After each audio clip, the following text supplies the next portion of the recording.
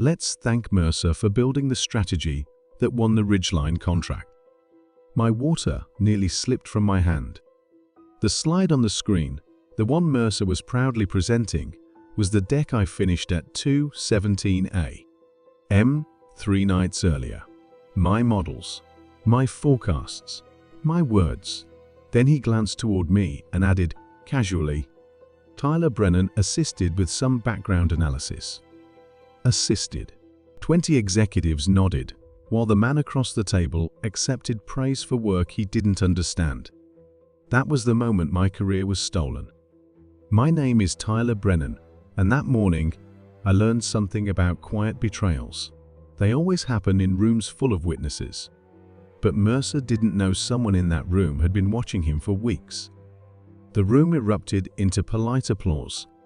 Mercer smiled like a man already rehearsing his promotion speech.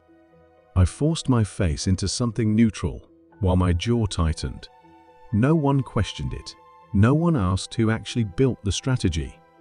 Because Mercer had already been planting seeds for months. And suddenly, something clicked in my mind. This wasn't impulsive. This had been planned, which meant the mistake he made wasn't stealing my work.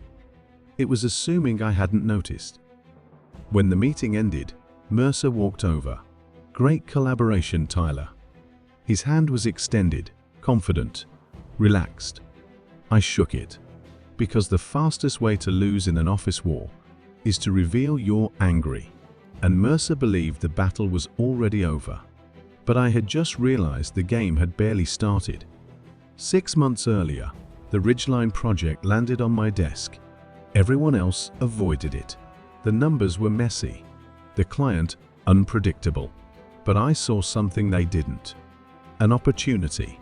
For 6 months I built the strategy alone. Late nights, empty office floors, security guards who started greeting me by name, and one coworker who suddenly became very interested in my progress. Daniel Mercer. Mercer began appearing beside my desk. Just curious how it's going. At first, it felt harmless. Then the questions got specific. Too specific. But I still believed something naive at the time, that people at work were honest. That assumption would cost me months of credit.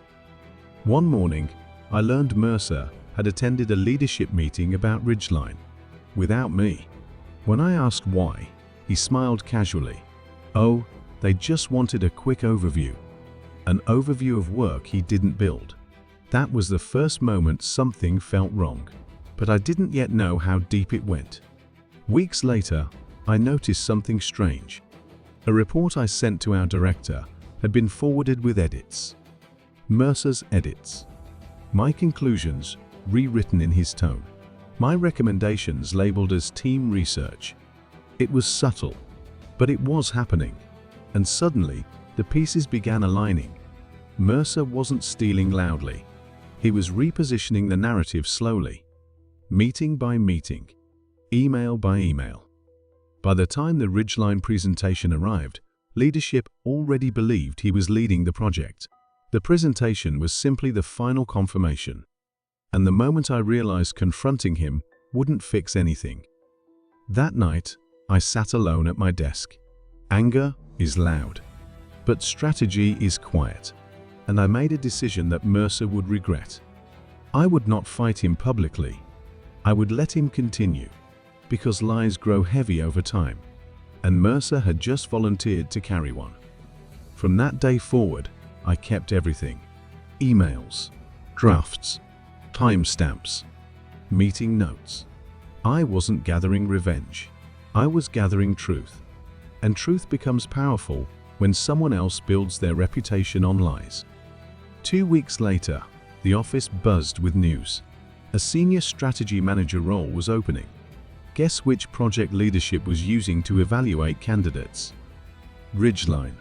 Mercer was celebrating. He didn't realize the promotion process required a full audit. Corporate promotions required documentation reviews, original drafts, data sources, strategy development timelines, everything. And there was one problem Mercer couldn't fake: Every major file carried my name. Mercer grew louder, more confident. He started mentoring junior staff about his ridgeline strategy. Watching him explain my work like it was his felt surreal. But arrogance creates blind spots, and Mercer had stopped checking his. During a strategy meeting, a director asked Mercer a question about the risk model. He hesitated, just a second too long, because he hadn't built it. I answered calmly. The room noticed, and Mercer noticed that they noticed. People started asking me quiet questions. Didn't you work on ridgeline? I always answered the same way. We collaborated. Mercer relaxed every time he heard that. Because the most dangerous enemy is the one who doesn't look like one. Leadership announced the promotion review process. All project documentation would be submitted for verification. Mercer celebrated with drinks after work. I stayed late uploading files. The audit team requested original drafts. My folder contained months of them. Time-stamped. Sequential. Mercer had none. The first time Mercer looked nervous was when the audit team asked him about an early forecast model. He couldn't locate it, because I had built it. The auditors reconstructed the project timeline. Every critical milestone traced back to my workstation login. Mercer's involvement began weeks later. The story he told leadership started collapsing. Directors began quietly asking Mercer to clarify inconsistencies. His answers became defensive, then vague. The confidence he displayed during the presentation began fading. Once inconsistencies appear in corporate audits, they expand the review. Now they examined emails, meeting attendance, draft ownership.